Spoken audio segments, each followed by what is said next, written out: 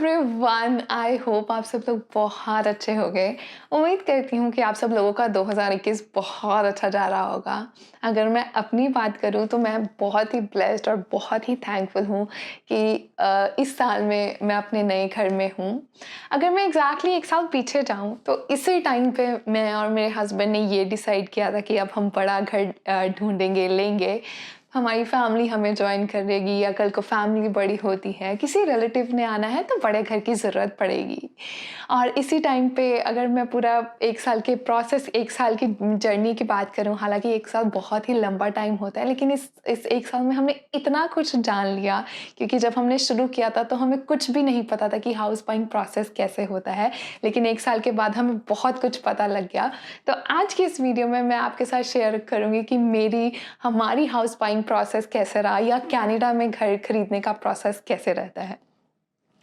तो जब हमने घर खरीदना था तो सबसे पहले हमने अपने दोस्तों से, हमने रिलेटिव से बात करी कि हमने अपना घर खरीदना है। तो हमें सबने यही गाइड किया कि हमें एक रियल्टर ढूंढना चाहिए।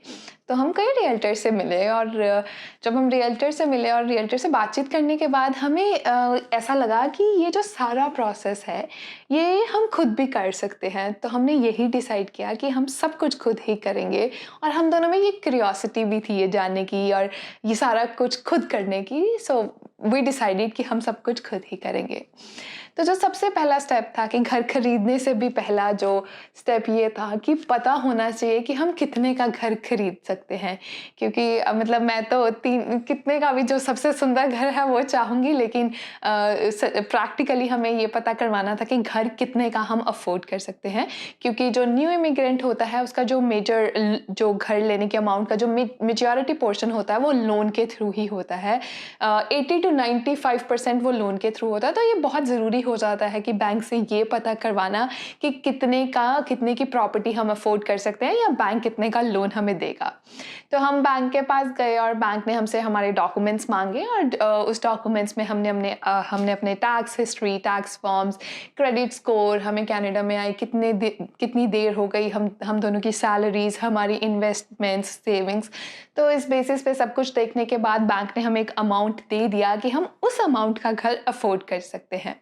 तो अब जो अगला स्टेप आता है, अब हमें पता लग गया हम कितने का घर अफोर्ड कर सकते हैं। तो इस बेसिस पे जो नेक्स्ट स्टेप था, जो स्टेप नंबर 2 था, वो था घर ढूंढने का।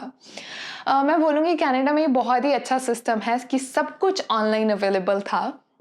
यूजुअली होता है कि आप रियल्टर के पास जाते हो, रियल्टर को आप अपना सारा क्राइटेरिया बताते हो, अफोर्डेबिलिटी बताते हो, रियल्टर्स आपको घर दिखाता है। हमारे केस में हमें पता था, हमने बैंक से हमारी अफोर्डेबिलिटी चेक कर ली थी और सब कुछ सिंस ऑनलाइन अवेलेबल था तो ये हमारे लिए अच्छा हो गया था। और सिंस कोविड था तो कोविड से दो चीज़ें हुई।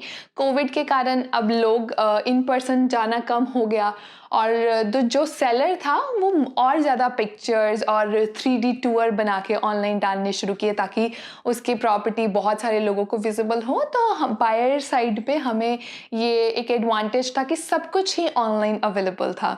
तो हम सब कुछ ऑनलाइन देखते थे। अगर मैं हमारी बात करूँ तो मुझे लगता है हमने कम से कम 1000 घर तो ऑनलाइन देख ही लिए होंगे। और ऑनलाइन घर देखने के बाद कुछ घर पसंद आते थे, और जो घर पसंद आते थे उसे हम शॉर्ट लिस्ट कर लेते थे। और शॉर्ट लिस्ट करने के बाद हर वीकेंड में मैं सेलर रियल्टर को कॉल करती थी, शोइंग्स बुक करवाती थी। और इतना आसान नहीं होता था क्योंकि कोविड की वजह से बहुत सारी बुकिंग्स ऑलरेडी उस घर पे होती थी, और हमें मैनेज करना पड़ता था। कई बार किसी प्रॉपर्टीज़ में तो ऐसा होता था कि मिलती भी नहीं थी, घर देखने को ही नहीं मिलता था। तो एनी हाउ हम जाते थे, घर देखते थे, और फिर देखते थे कि कोई घर पसंद आते थे और कुछ घर पसंद नहीं आते थे। इसके बाद आता था नेक्स्ट स्टेप। अगर आपको कोई घर पसंद आता तो हमने डाली ऑफर्स। और ऐसा नहीं है कि आपने ऑफर डाली तो बस अब घर आपका हो गया। एक्चुअल में डिपेंड करता है कि जब आप ऑफर डाल रहे हो तो जो रियल एस्टेट मार्केट है उसका क्या ट्रेंड चल रहा है। जब हम ऑफर्स डाल रहे थे तो जो रियल एस्टेट मार्केट है वो बायर्स के लिए बहुत अच्छा टाइम नहीं था। मैं बोलूँगी उस टाइम पे सेलर्स मार्केट थी कि प्राइसेस बहुत ज़्यादा जा रहे थे। तो जब आपको कोई घर पसंद आता है तो आप ऑफर डालते हैं। तो हमने भी ऑफर डाली, और ऑफर एक लीगल बाइंडिंग डॉक्यूमेंट होता है। तो ऐसा नहीं है कि आपको घर पसंद आया, आपने ऑफ़र डाली, जैसे कि मैंने बोला कि घर आपका हो गया, आपके साथ 10 लोग और खड़े हैं, फॉर एग्ज़ाम्पल बोल रही हूँ कि आपके साथ और सारे लोग खड़े हैं जो वो घर लेना चाहते हैं और वहाँ पे होती है बिडिंग वॉर। तो बिडिंग वॉर क्या है कि मान लो जी जो सेलर है वो बोलता है मैं अपनी ₹10 जो प्रॉपर्टी है वो मैं ₹10 में बेचूँगा और मैं बोलती हूँ मैं ₹10 देने के लिए तैयार हूँ, लेकिन जो बाकी के लोग हैं कोई बोल रहा है मैं 12 देने के लिए तैयार हूँ, 15, 20, तो वो चलता रहता है। तो एक पॉइंट पे किसी ना किसी को तो गिव अप करना पड़ता है। तो हमारे केस में मैं बहुत इमोशनल पर्सन हूँ, तो मैं तो कहती थी कि ये घर मुझे पसंद आ गया, थोड़ा और डाल देते हैं, थोड़ा और डाल देते हैं, लेकिन मेरे हस्बैंड बहुत ही प्रैक्टिकल हैं। वो एक अमाउंट डिसाइड कर लेते थे और वो ही अमाउंट रहती थी, उससे ज़्यादा हम नहीं जाते थे। और हम बहुत ही क्लियर थे कि मेरे हस्बैंड बहुत क्लियर थे। मैं बहुत बार ऐसे बोलती थी कि ये घर बहुत सुंदर है, कोई बात नहीं, एक बार घर लेना है, थोड़ा डाल देते हैं पैसे।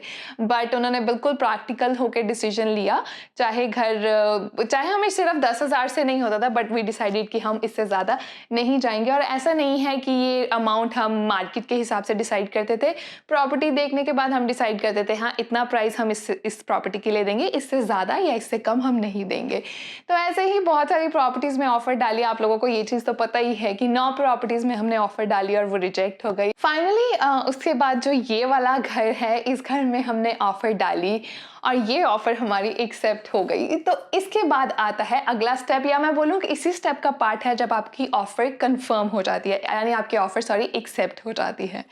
तो आप अपना ऑफ़र बेचते हैं और सेलर को अगर आपकी ऑफ़र अच्छी लगी तो सेलर आपका ऑफ़र एक्सेप्ट कर लेता है। लेकिन आप जब ऑफ़र डालते हो तो आप अपनी ऑफ़र्स में कंडीशंस भी डालते हो। सिंस मैंने बोला कि मार्केट बहुत ज़्यादा हॉट थी, तो हमें जितने भी सेलर रियल्टर्स बोलते थे प्लीज़ आप कोई ऑफ़र मत डालो, आपकी ऑफ़र एक्सेप्ट नहीं होगी। लेकिन सिंस ये हमारा पहला घर था तो हमने डिसाइड किया कि हम बिना कंडीशंस के ऑफर नहीं डालेंगे। और कौन कौन सी कंडीशंस होती है जब ऑफर डालते हैं? जो 2 मेन कंडीशंस होती है वो होता है हाउस इंस्पेक्शन और दूसरा होता है फाइनेंसिंग कंडीशन। तो हमारे लिए पहला घर था, तो हमने ये डिसाइड किया कि हमने जितनी भी ऑफर्स डाली उसमें हमने हाउस इंस्पेक्शन की कंडीशन रखी ही थी कि हम नहीं चाहते कि हम कोई घर खरीद ले, लेकिन घर खरीदने के बाद हमें पता लगे कि घर में कोई बहुत बड़ी प्रॉब्लम है। तो हमने अपनी हर ऑफर में हाउस इंस्पेक्शन रखा। तो मुझे लगता है शायद वही कारण था जो हमारी 9 ऑफर्स रिजेक्ट हुई। बट एनीवेज हमने जब इस घर में रखा हमारी ऑफर एक्सेप्ट हो गई और ऑफर एक्सेप्ट होने के बाद ये इस घर में हमने आई थिंक सैटरडे का दिन था, 11 बजे घर देखा। हमने 12 बजे दोनों ने डिसाइड किया कि हम इस घर में ऑफर डालेंगे। हमने ऑफर डाली, हमारी ऑफर शाम को आई थिंक 8 साढ़े 8 हमें कॉल आ गया कि लकी थे हम इस केस में, बहुत ज़्यादा लोगों के साथ compete नहीं कर रहे थे, सिर्फ 2 लोगों के साथ ही compete कर रहे थे। और फाइनली 10:30 बजे रात को हमें पता लग गया कि हमारा ऑफर एक्सेप्ट हो गया। ऑफर एक्सेप्ट होने के बाद आपको नेक्स्ट स्टेप होता है कि आपको डिपॉजिट करवाना पड़ता है, और वो डिपॉजिट किसी भी अमाउंट का हो सकता है। हमारे केस में थे ये $40,000, तो हमने अगले दिन ही $40,000 डिपॉजिट करवा दिए। अब आता है अगला स्टेप, जो मैं बोलूँगी सबसे क्रिटिकल और सबसे मुश्किल स्टेप आता है कि अब आपने ऑफ़र डाल दी, ऑफ़र एक्सेप्ट भी हो गई। अब आप जाते हो बैंक के पास, बैंक को प्रॉपर्टी दिखाते हो और बैंक उस प्रॉपर्टी को देख के वैल्यूएशन करता है कि हाँ जितने का आपने प्राइस ऑफ़र किया वो प्रॉपर्टी की एक्चुअल में उतनी वैल्यू है। उस बेसिस पे, आपके डॉक्यूमेंटेशन के बेसिस पे आपका लोन या आपकी मॉर्गेज अप्रूव होती है।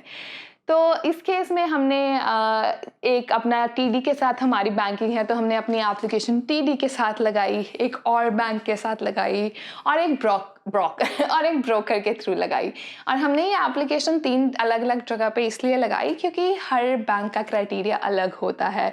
कई बैंक ये भी कहते हैं कि सिंस आपको कंट्री में आए अभी बहुत टाइम नहीं हुआ तो आपकी एप्लीकेशन आपका लोन रिजेक्ट भी कर देती है। तो हमें इसी बात का डर था और हमारे साथ ऐसा हुआ भी। जो हमने एप्लीकेशन ब्रोकर के थ्रू लगाई उसमें यही हुआ कि पता लगा कि हम कंट्री में कंपैरेटिवली बहुत अभी नए हैं, तो हमारी जो एप्लीकेशन है वो अप्रूव तो हो गई थी, लेकिन जो इंटरेस्ट रेट था, वो जितना इंटरेस्ट रेट चल रहा था उससे काफ़ी हमें महंगा मिल रहा था। बट लकीली टीडी में जिस बैंक के साथ हमारी बैंकिंग थी उसके साथ हमारा मॉर्गेज भी अप्रूव हो गई। तो सब कुछ अप्रूव हो गया और जो डॉक्यूमेंटेशन थी वो सब हमने जमा करवा दी। तो जब हमारा लोन अप्रूव हो गया तो जो अगला स्टेप था वो है लॉयर करना। अब लॉयर करना क्यों ज़रूरी होता है? क्योंकि जब लॉयर है वही सेल डीड बनाता है, लॉयर ही आपके बिहाफ पे जो आपके सारे फंड्स हैं वो सेलर के लॉयर को सबमिट करवाता है। और यहाँ पे जो सेलर है और बायर है वो कभी नहीं मिलते, लाइक जो सब कुछ है वो रियल्टर्स के बीच में ही, लॉयर्स के बीच में ही होता है। तो और जो आपका लॉयर होता है, जो हमारा लॉयर था, उसने ये इंश्योर किया कि इस प्रॉपर्टी पे, इस जगह पे कोई डेट तो नहीं, कुछ और चीज़ तो नहीं, कि ऐसा ना हो कि कल को हम इस प्रॉपर्टी में आए तो पता लगे इस प्रॉपर्टी के अगेंस्ट कोई लोन है। तो ये सब चीज़ें लॉयर इंश्योर करता है। तो हमारे लॉयर ने भी सब कुछ इंश्योर किया।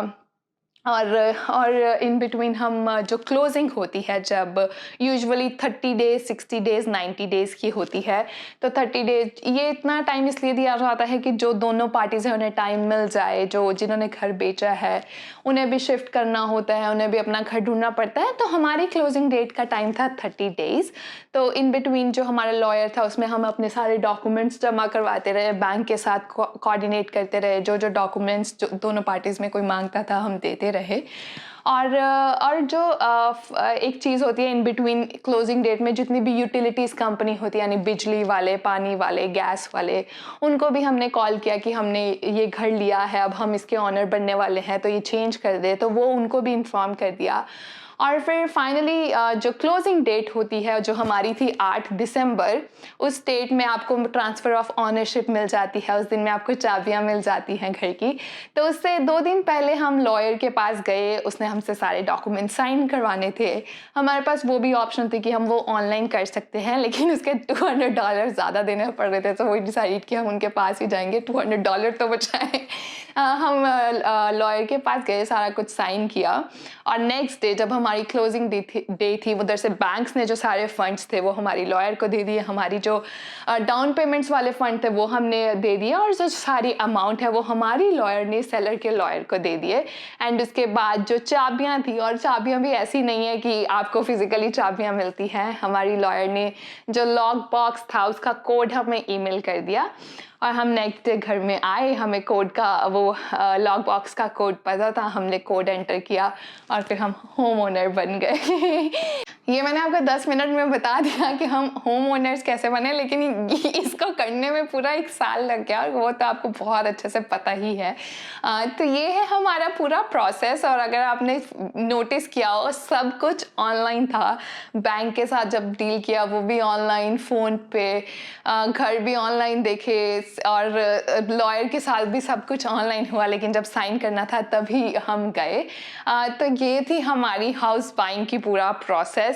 और इस पूरे प्रोसेस में, इस पूरी जर्नी में ना, मतलब लाइफ बहुत कुछ लेसन सिखा गई। और मैं बोलूँगी इसमें जो हमने सब कुछ खुद किया, यही है कि अगर आप कुछ भी करना चाहो, हमें कुछ भी नहीं पता था, लेकिन अगर आप में हो, आप में क्यूरियोसिटी हो, आप में इच्छा हो कुछ करने की, आप वो कर पाते हो। हाँ, मुश्किलें ज़रूर आती हैं, हमारे में भी मुश्किलें आई, लेकिन जब आप उस चीज़ को अकम्प्लिश कर लेते हो, अब जब हमारे पास घर मिल गया, हमें इतना अच्छा लगता है कि हमने सब कुछ खुद किया, and it really feels good. And yes, ये था मेरा house buying process. I hope आप लोग जब कभी कनाडा आए तो आपको घर लेना हो तो ये वीडियो आपके लिए हेल्पफुल हो। और thank you so much for watching my video. आप अपना ध्यान रखें, हंसते रहे, मुस्कुराते रहे।